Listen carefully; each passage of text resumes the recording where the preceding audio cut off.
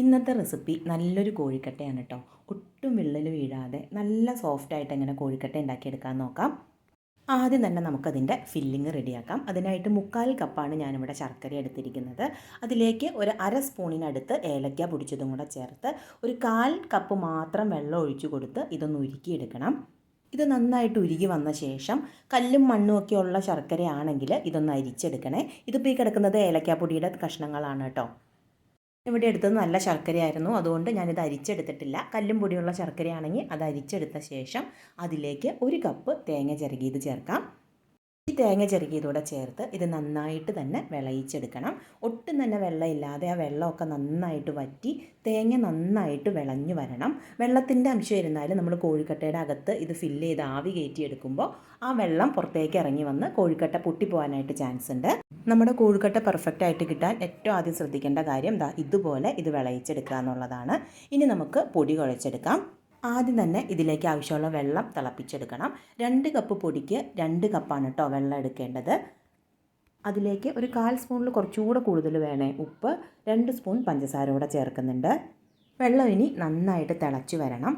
നന്നായിട്ട് വെട്ടി തിളച്ചതിന് ശേഷം മാത്രം പൊടി ചേർത്ത് കൊടുക്കുക. വറുത്ത അരിപ്പൊടി തന്നെ ചേർക്കാനായിട്ടും ശ്രദ്ധിക്കുക. അപ്പം, ഇടിയപ്പം, പത്തിരിയുടെയൊക്കെ പൊടി നമുക്ക് വാങ്ങാനായിട്ട് കിട്ടില്ല. അത് വറുത്ത പൊടിയാണ്. ഞാൻ ആ പൊടി വെച്ചിട്ടാണ് ചെയ്യുന്നത്. പ്രത്യേകം വറുത്തെടുക്കണം എന്നില്ല. വറുത്ത അരിപ്പൊടി എന്ന് പറഞ്ഞ് നമുക്ക് വാങ്ങാനായിട്ട് കിട്ടും. ആ പൊടി വേണം ചേർക്കാൻ. നന്നായിട്ട് തിളച്ച വെള്ളത്തിലേക്ക് ഈ പൊടി ചേർത്ത് ഒന്ന് ഇളക്കി യോജിപ്പിച്ച ശേഷം ഒരു 2 മിനിറ്റ് നേരം ഒന്ന് റെസ്റ്റ് ചെയ്യാനായിട്ട് വെക്കാം. അതിനുശേഷം നന്നായിട്ട് ഇതുപോലെ തന്നെ ഇളക്കി യോജിപ്പിച്ചെടുക്കുക. പൊടിയുടെ ചൂട് ഒന്ന് ആറാനായിട്ട് തുടങ്ങിയാൽ പിന്നെ നമുക്ക് കൈ വെച്ച് കുഴച്ചെടുക്കാം കേട്ടോ.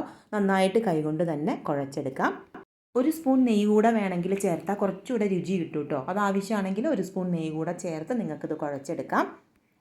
ചൂടൊന്ന് കുറഞ്ഞു കഴിയുമ്പോൾ ഞാനിതൊരു സ്റ്റീൽ പാത്രത്തിലേക്ക് മാറ്റുന്നുണ്ട്. നന്നായിട്ട് കൈകൊണ്ട് ഇങ്ങനെ തന്നെ ഇതങ്ങ് കുഴച്ചെടുക്കണം. ഒന്ന് നന്നായിട്ട് മിക്സ് ആയ ശേഷം ഇതുപോലെ കുറേശ്ശെ എടുത്തിട്ട് കൈകൊണ്ട് ഇതുപോലെ കുഴച്ചെടുത്താൽ മതി.